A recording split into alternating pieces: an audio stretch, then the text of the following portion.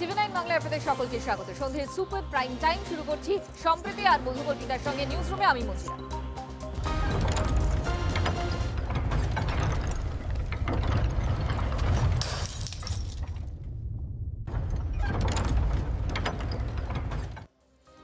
দেখুন, তৃণমূল কংগ্রেসের তাসের ঘরের মতো অবস্থা। আমরা দেখছি খান খান অবস্থা। বিধায়করা ভেঙে গিয়েছেন এবং নতুন তৃণমূল ব্লক তৈরি হয়েছে তৃণমূল কংগ্রেস ভেঙে। এবার সংসদীয় যে দল রয়েছে তৃণমূল কংগ্রেস, সেখানেও কি ভাঙন রয়েছে? তার কারণ এমনই খবর পাওয়া যাচ্ছে, দিল্লিতে কোন কোন সাংসদরা যাচ্ছেন।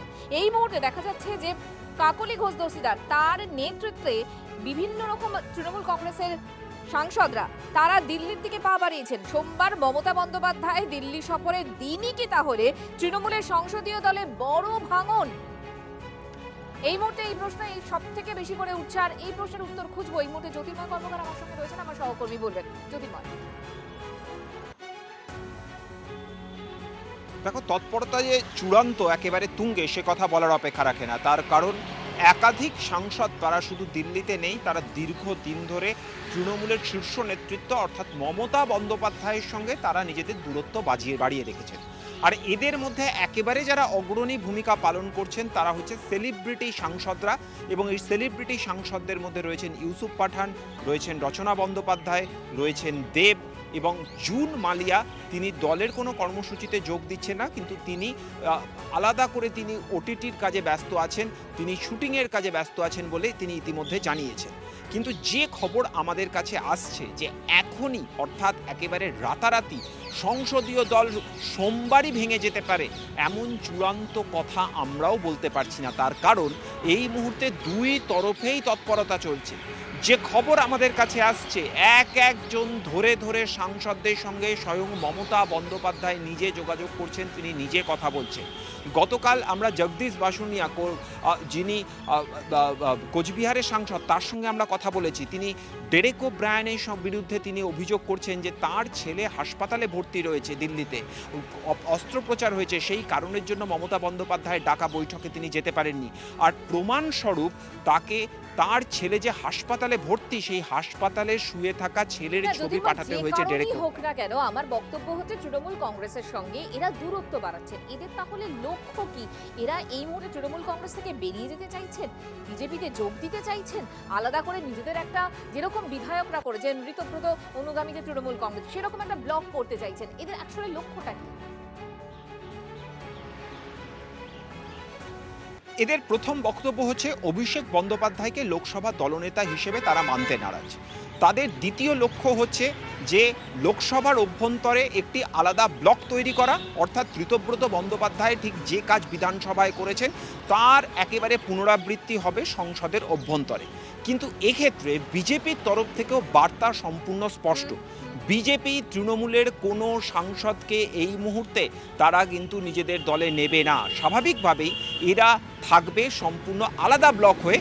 তাদের ফ্লোর কোঅর্ডিনেশনের ক্ষেত্রে পলিসি কী হয় যা আগামী দিনে নজরে থাকবে। কিন্তু যে প্রশ্ন তুমি করলে সেটা সবথেকে প্রাসঙ্গিক প্রশ্ন, যে কিভাবে তারা এই কাজ করবেন।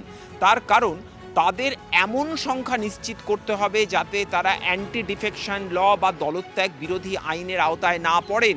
আর সেই বিষয়টা নিশ্চিত করতে গেলে প্রায় 2/3 সাংসদকে তাদের পাশে চাই, যে সংখ্যা জোগাড় করা এখনো পর্যন্ত তাদের পক্ষে সম্ভব হয়নি। সেক্ষেত্রে তারা বেশ কিছুটা সময় অপেক্ষা করতে পারে, কারণ এখনই কোনো অধিবেশন নেই। আপাতত তোমাকে ধন্যবাদ।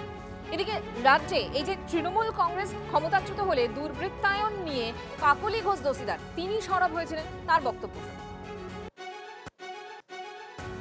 দুর্বৃত্তায়ন ঘটেছে সর্বস্তরে, এবং সেই দুর্বৃত্তায়ন মধ্যবিত্ত মানুষ নেয় না, এবং যে অসৎ আচরণ ঘটেছে সেটাও মানুষ নেয় না। একটা অহমিকা হয়ে গিয়েছিল, সেই অহমিকাটাও মানুষ নেয় না। কর্মীদের মধ্যে ছিল, নেতাদের মধ্যে ছিল। আমি তো কারোর নাম করে বলতে চাইছি না, আমি বলছি যে ধরনের একটা ভাব এসে গেছিল যে দল ক্ষমতায় আছে মানে আমি যা খুশি করতে পারি, কিন্তু গণতন্ত্রে যা খুশি করতে পারেন না। সংবিধান আছে, সংবিধান মেনে চলতে হবে, মানুষ সেটাই বুঝিয়ে দিয়েছে। পৌরসভাগুলোতে যেভাবে অনৈতিকভাবে দুর্নীতি নিয়োগ হয়েছে, সেগুলো তো অদ্ভুতভাবে গত 3-4 বছরে আমরা কিছু জানতে পেরেছি। ভেতর ভেতরে কী হয়েছে তো কিছু জানতে পারিনি। ভেতর ভেতরে এরা যে করেছে সেটা তো আমরা কিছু উপর থেকে বুঝতে পারিনি, অন্তত আমি বুঝতে পারিনি। আপনারা শুনলেন কাকলি ঘোষ দস্তিদারের বক্তব্য। আর এদিকে মমতা বন্দ্যোপাধ্যায় দিল্লি সফরের আগেই তৃণমূলের যে সংসদীয় দল সেখানে রীতিমতো গৃহযুদ্ধ। কাকলি ঘোষ দস্তিদারকে রীতিমতো এক হাত নিলেন সাংসদ কীর্তি আজাদ। কি বলেছেন তিনি একবার শোনাই আপনাদের। काकुली दास्तीदार एमपी बनी तो किसने बनाया? ममता बंदोपाध्याय के कारण से बनी। भ्रष्टाचार उनके जब हमें हराया गया असेंबली इलेक्शन में, उसके बाद ही उनको भ्रष्टाचार दिखाई दिया, उसके बाद ही उनको सब कुछ गड़बड़ दिखाई दिया। वो हमने जब बोला तो एक बार जब बोला जो गटर गैस के बारे में, तो बोला ये तो अच्छा बोलता है। उसको मालूम ही नहीं कि 1999 से हम रहे और हमने राइट टू एजुकेशन के अंदर, कॉमनवेल्थ गेम्स के अंदर जैसी बड़ी बड़ी चीजों के ऊपर डिबेट खोला हुआ है, और भ्रष्टाचार उसको अब दिख रहा है जब कोई हार गया है। बड़ी शर्म की बात है। और वह बैठ करके जिस थाली में खाया उसी में छेद कर रही है कि जब वक्त में आपकी आवश्यकता पड़ती तो सबसे पहले चूहे भागते हैं। तृणमूल है क्योंकि ममता बनर्जी है, और ऐसे में कोई गद्दारी करने की कोशिश करता है तो मुझे उसके ऊपर शर्म आती है। इनको अब अभिषेक बनर्जी से प्रॉब्लम है, पहले क्यों नहीं बोला इलेक्शन से पहले? तब तो तुम अभिषेक बनर्जी के घर के बाहर बैठे रहते थे हाथ जोड़ के कि हमको इलेक्शन का एक प्रोग्राम दे दो। दीदी जहां जिस पोजीशन पे आई, मैं उनके साथ गद्दारी नहीं कर सकता, और ये सब जानते हैं, इसलिए मुझसे अप्रोच कोई नहीं करते। लेकिन कोई वफादारी, ईमानदारी कोई चीज होती है जिंदगी के अंदर, लेकिन जो ऐसे बिकते हैं तो बाजार में 1000 लोग बिकते हैं, मैं उनमें से बिकाऊ वालों में से नहीं एक हूं जो बिक जाऊं।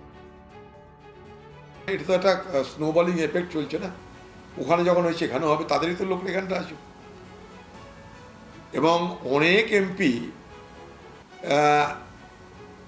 বিজেপি পার্টির সঙ্গে যোগাযোগ করেছে এখানে যাই না, তবে লোকসভার স্পিকারের সঙ্গে অনেক এমপি যোগাযোগ করেছে, এটুকু বলেছিলাম। তার মানে ওই অ্যান্টি ডিফেকশন ল বা নম্বরগুলো বাঁচার জন্যে।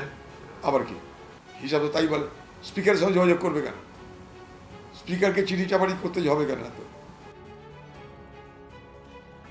দলের বেশ কয়েকজন সাংসদ যখন দলের সঙ্গে মানে তৃণমূল কংগ্রেসের সঙ্গে দূরত্ব বাড়াচ্ছেন, ঠিক সেই সময়ে প্রায় চুপি চুপি অভিষেক বন্দ্যোপাধ্যায় তিনি দিল্লি পৌঁছলেন। সোমবার ইন্ডিজোটের বৈঠক রয়েছে, কিন্তু তার দুদিন আগেই মানে শনিবারের বারবেলাতেই একেবারে দিল্লি পৌঁছে গেলেন অভিষেক বন্দ্যোপাধ্যায়। কিন্তু কারণ কি সে নিয়ে প্রশ্ন উঠতে শুরু করেছে ইতিমধ্যেই।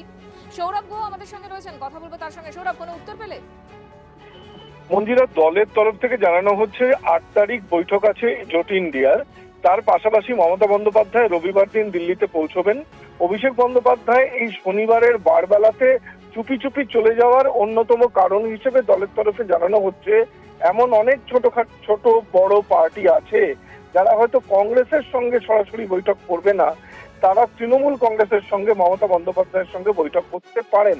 এই সমস্ত কিছু রূপরেখা সাজাতেই আপাতত একদিন আগে দিল্লি চলে গেছেন অভিষেক বন্দ্যোপাধ্যায়।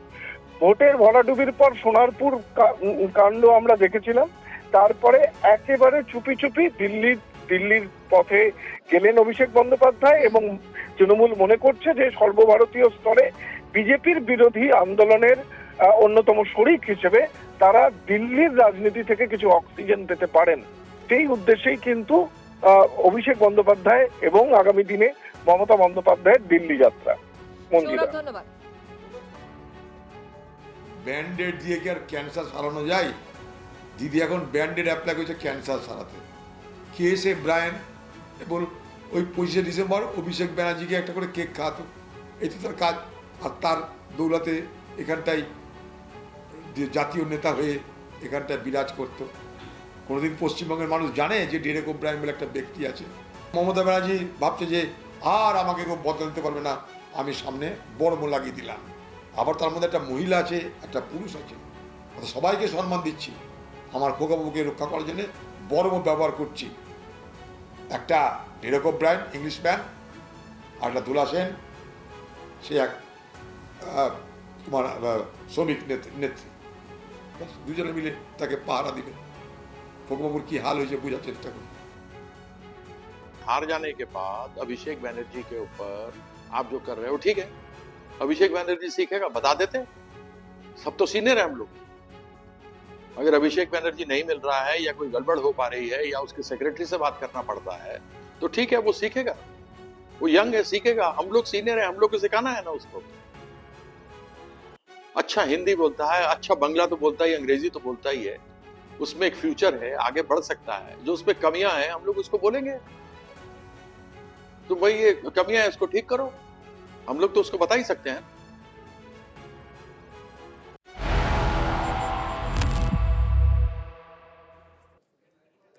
এই মুহূর্তে একটা প্রশ্ন ঘাটালবাসীর মনে চাড়া দিয়ে উঠেছে। কি প্রশ্ন? যে তাদের সাংসদ দেব ঠিক কোথায় রয়েছেন?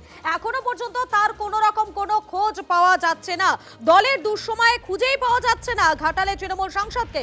আমাদের প্রতিনিধি অসীম বেরা আমাদের সঙ্গে রয়েছেন, সরাসরি চলে যাবো অসীমের কাছে। অসীম, ঘাটালবাসী কি বলছেন? তাদের সাংসদ কোথায়? কোনো কি এখনো পর্যন্ত তার দেখা পাওয়া গিয়েছে? একেবারেই, কারণ নির্বাচনের পর থেকে ঘাটাল সাংসদ দীপক অধিকারীর দেখা নেই। ঘাটালের মানুষজন থেকে শুরু করে সমস্ত রাজনৈতিক দল ইতিমধ্যে প্রশ্ন তুলতে শুরু করেছে যে ভোট আসলেই যেই মাস্টার প্ল্যানের প্রতিশ্রুতি নিয়ে সাংসদ দেব পৌঁছে যেত ঘাটাল মহকুমার বিভিন্ন এলাকাতে, কিন্তু সেই দেব এখন কোথায়? কারণ আর কিছুদিনের মধ্যে আসছে বর্ষা, তাহলে ঘাটাল মাস্টার প্ল্যানের ভবিষ্যৎ কী হবে? এখন এটাই কিন্তু গুঞ্জন। সরাসরি আমরা কিন্তু ঘাটাল মহকুমার বন্যা কবলিত এলাকা সে মানুষদের কাছে চলে যাব। আমরা এখানে কয়েকজনকে পেয়েছি। দাদা, কি বলবেন, দেব কোথায়? দেবের কি দেখা পাওয়া যাচ্ছে? না, ভোটের পর থেকে তো দেবের দেখা পাওয়া যায় না, এবং তার আগেও বেশিরভাগ সময় আমরা বন্যা ছাড়া দেবের দেখা পেতামও না।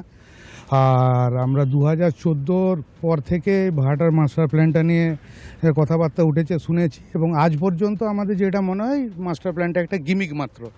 কারণ সায়েন্টিফিক্যালি মাস্টার প্ল্যানের যেভাবে করার কথা, মানে বামফ্রন্ট আমলে যেভাবে মাস্টার প্ল্যানের যে প্ল্যান মানে প্রকাশ্যে এসেছিল, সেইটা একটা বৃহদাকার ব্যাপার। ওনারা সেই পথে কিন্তু হাঁটেন না। 14-র পর থেকে প্রত্যেকবারে বন্যার সময়ই মাস্টার প্ল্যান হবে এটাই উনি বলতেন।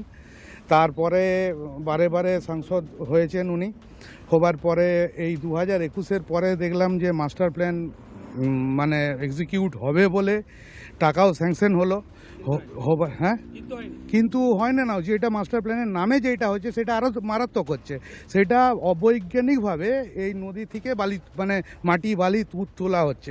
এইটা মূলত ওই বন্যার সময় তখন হতো তিরপল চুরি, সেইটা থামিয়ে দিয়ে মানে সেইটা খেয়ে এবারে বালি চুরি করতে নেমেছে মাস্টার প্ল্যান নাম করে।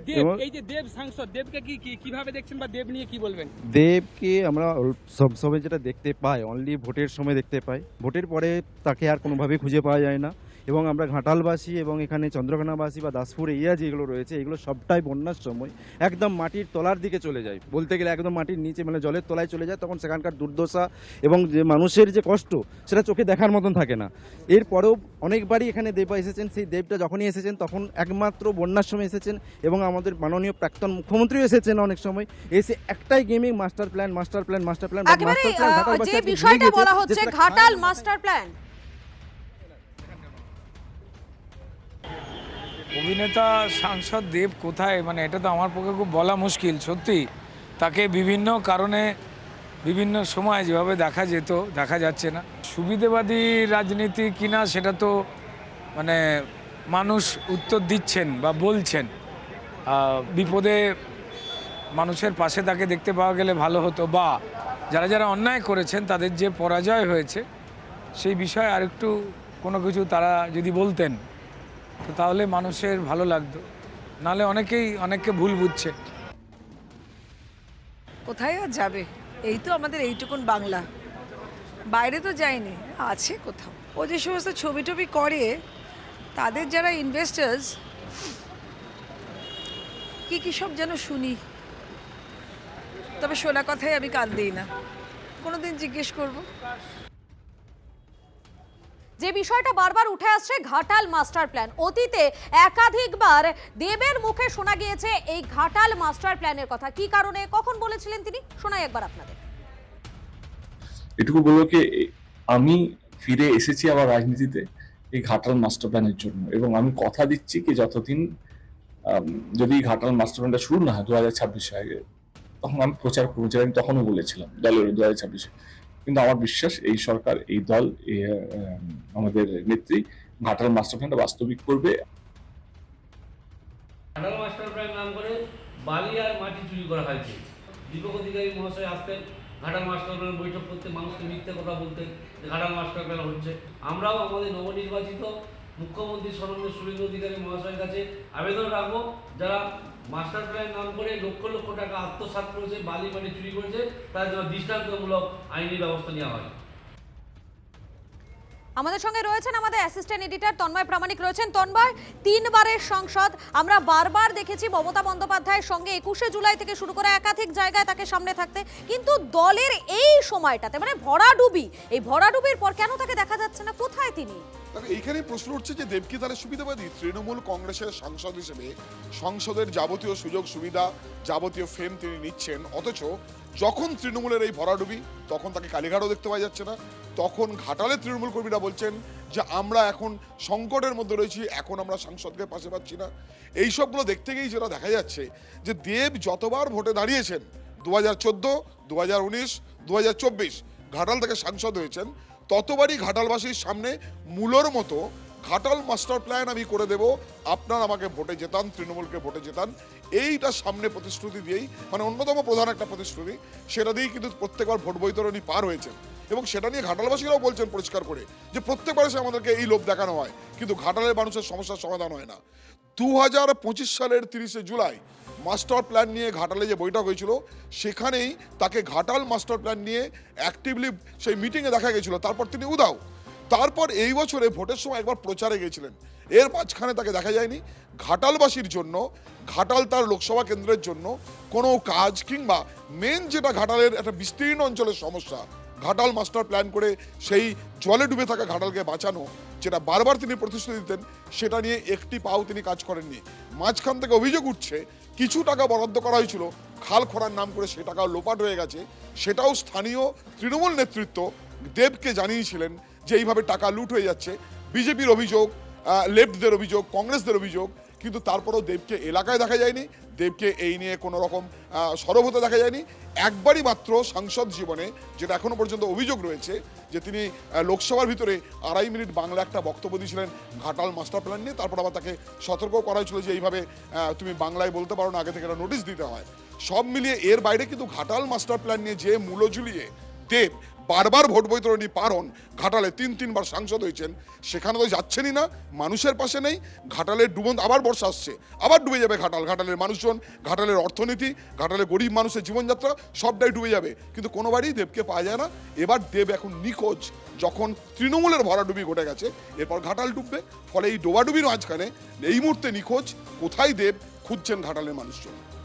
একেবারে এই মুহূর্তে মনে হয়, এই মুহূর্তে সব থেকে বড় ঘাটালবাসীর মনে যে প্রশ্নটা, যে তাদের সাংসদ কোথায় গেল, কোথায় গেল দেব, এই প্রশ্নটারই উত্তর খুঁজছেন তারা।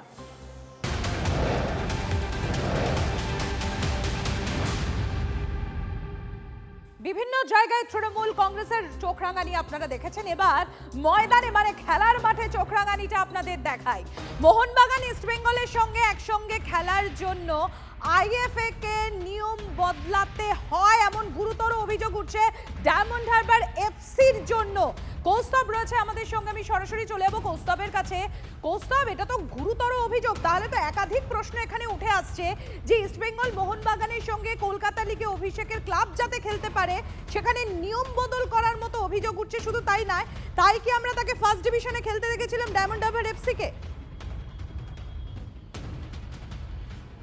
দেখো, আবির্ভাবেই ফার্স্ট ডিভিশনে খেলেছিল অভিষেকের ক্লাব, সেটা হচ্ছে ডায়মন্ড হারবার এফসি, এবং তারপর যখন তারা ফার্স্ট ডিভিশন থেকে প্রিমিয়ার বিতে কোয়ালিফাই করলো, এবং ধাপে ধাপে কিছু সিস্টেম রয়েছে, প্রিমিয়ার এতে খেলে ইস্টবেঙ্গল, মোহনবাগান, মোহামেডান স্পোর্টিংয়ের মতো ক্লাবগুলো, কিন্তু প্রিমিয়ার বিতে খেলে তার ঠিক তলার ডিভিশনের ক্লাবগুলো। প্রিমিয়ার এ এবং প্রিমিয়ার বি দুটোকে ক্লাব করে দেওয়া হলো, তার কারণ অভিষেক বন্দ্যোপাধ্যায়ের ক্লাব আর ডায়মন্ড হারবার এফসি যাতে একদম শুরু থেকে ফার্স্ট ডিভিশনের পরেই যাতে ইস্টবেঙ্গল মোহনবাগানের সঙ্গে তারা কোয়ালিফাই, যাতে খেলতে পারে, একসঙ্গে খেলতে পারে, সেই জন্য আইএফএ নিয়মের রদবদল করা হয়, এবং তার জন্য কিন্তু একটা পরোক্ষভাবে এবং প্রত্যক্ষভাবে চাপ দেওয়া হয়েছিল আইএফএর যে সচিব ছিলেন অনির্বাণ দত্তের ওপরে। এবং শুধু তাই নয়, এটাতে একটা বিল পাস করা। তাহলে বাকি দলগুলো, তারা বা বাকি ক্লাবগুলো, তারা কি তখন আপত্তি জানিয়েছিলেন, নাকি তারাও তখন ভয়ে মুখ বন্ধ করেছিল?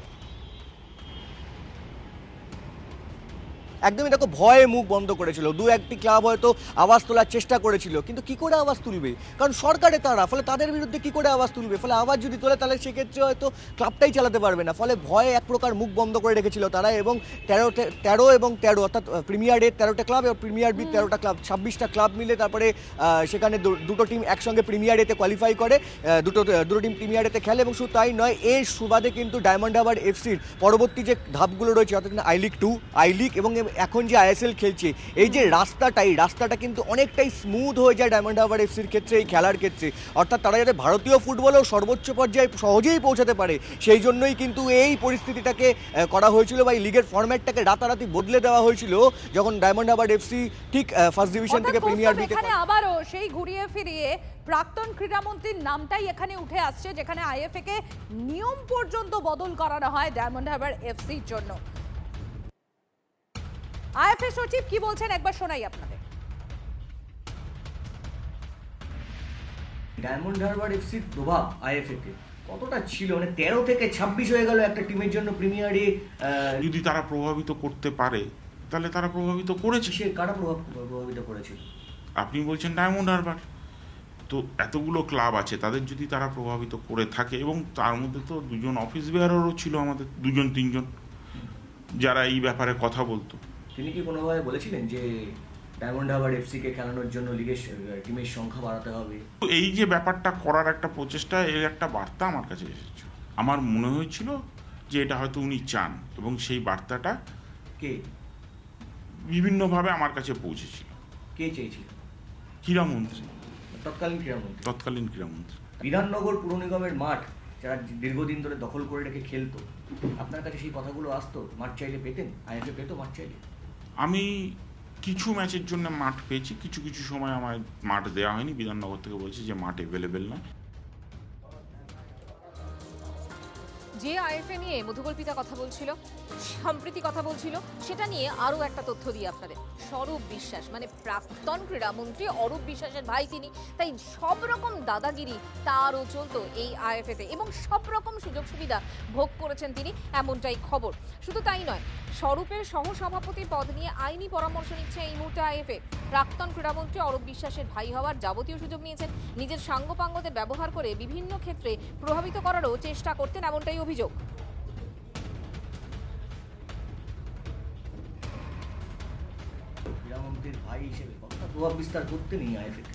দেখুন, উনি না ডাইরেক্টলি যে খুব অ্যাগ্রেসিভ হতেন তা নয়, উনি কিছু সঙ্গে লোক নিয়ে চলতেন। মূলত কিন্তু কথা বলতো ওর এই সঙ্গীরা, যা বক্তব্য, যা বলার, যা ঝামেলা করার, সেটা করতো ওর সঙ্গীরা। সুরুচি সঙ্গ নাকি বেঙ্গল একাডেমি যে রয়েছে, সেই বেঙ্গল একাডেমি থেকেও নাকি প্লেয়ারদের নেওয়ার ক্ষেত্রে প্রভাবিত করতো। আমিও এরকম কমপ্লেন্ট শুনেছি যে প্লেয়াররা একটা সময় অসুবিধায় পড়েছে বা তাদের কাছে চাপ দেওয়া হয়েছে সুরুচিতে সই করার জন্য।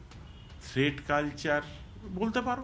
মিটিংয়ে বসে স্বরূপ বিশ্বাস বলেছিল যে অমুক লোককে কোচ করতে হবে, আমি নাম করে বলছি না কোচের, যে অমুক লোককে কোচ করতে হবে, এটা কিন্তু ক্রীড়ামন্ত্রীর ইনস্ট্রাকশন আছে। সেখানে কোচেস কমিটি বলছিল তাহলে আমাদের দরকার কি? আইএফএ কি স্টেপ নিচ্ছে স্বরূপ বিশ্বাস? দেখুন, লিগাল অ্যাকশন নিতে পারি কি না সেই জায়গাটায় একটা ধোঁয়াশা আছে, আমি আলোচনা করছি। এই ধোঁয়াশাটা ক্লিয়ার হলে আমরা বুঝতে পারবো যে আমাদের কি করা উচিত।